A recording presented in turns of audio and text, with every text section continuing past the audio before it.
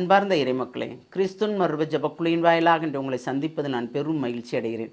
மக்களே, சந்தோஷமாக இருக்கீங்களா? நிறைவாக இருக்கீங்களா? மகிழ்ச்சியாக இருக்கீங்களா? அமைதியாக இருக்கீங்களா? மக்களே, ஒவ்வொரு நாளும் மகிழ்ச்சி தருவது இறைவனுடைய வார்த்தை தான் இல்லையா? அந்த வார்த்தையை கொண்டே நாம் வாழ்வாக்க வேண்டும். அந்த வாழ்வு தான் இவ்வுலகில் நம்மளை வாழ வைக்க நிறைவாக வழி நடத்துகிறது இல்லையா? இன்று அவர் நமக்கு என்ன இறைவார்த்தை தருகிறார் பார்ப்போமா?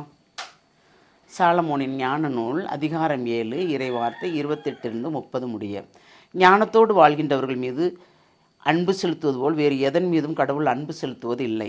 ஞானம் கதிரனை விட அழகானது, விண்மீன் கூட்டத்திலும் சிறந்தது, ஒளியை காட்டிலும் மேலானது.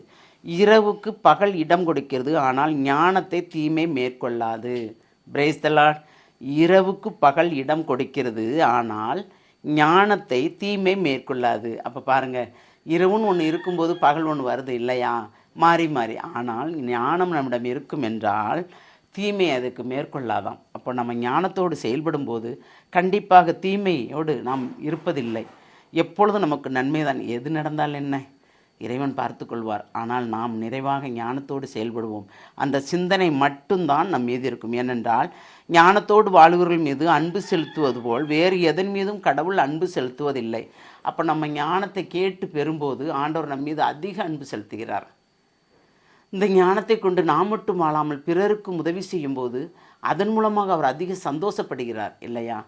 ஏனென்றால் நம் மூலமாக பிறரும் வழிநடத்தப்படுகிறார்கள் என்பதை குறித்து நமக்கு கொடுக்க ஒன்றுமே இல்லை. நாம் இறைவார்த்தை பகிர்வோமே.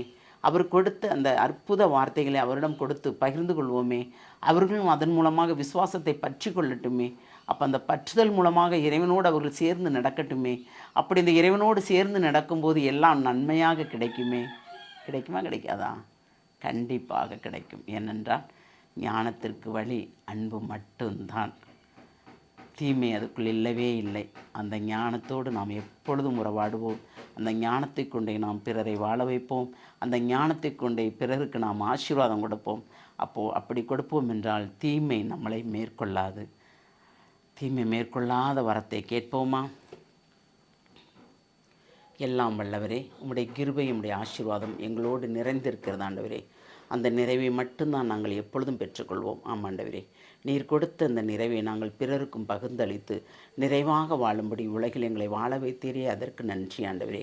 எப்பொழுதும் நாங்கள் தீமைக்கு இடம் கொடுக்காதவாறு, தீமையின் இடத்திற்கு நாங்கள் செல்லாதவாறும், தீயோரோடு பழகாதவாறும், தீயோர் பந்தியில் அமராதவாறும் எங்களை நீர் தற்காத்து வழிநடத்துகிற அந்த கிருபைக்கு நன்றி கூறும் ஆண்டவரே. இதுகால் வரைக்கும் நீர் செய்த அனைத்து காரியங்களுக்கும் நன்றி ஆண்டவரே. இனிமேலும் நீர் செய்ய போகிற ஒவ்வொரு காரியங்களுக்கும் நன்றி கூறி எங்களை முழுமையாக உடைய இரக்கத்துக்குள் ஒப்புக் கொடுக்கிறோம். ஜெபம் கேட்கும் நல்ல பிதாவே. ஆமேன், ஆமேன், ஆமேன்.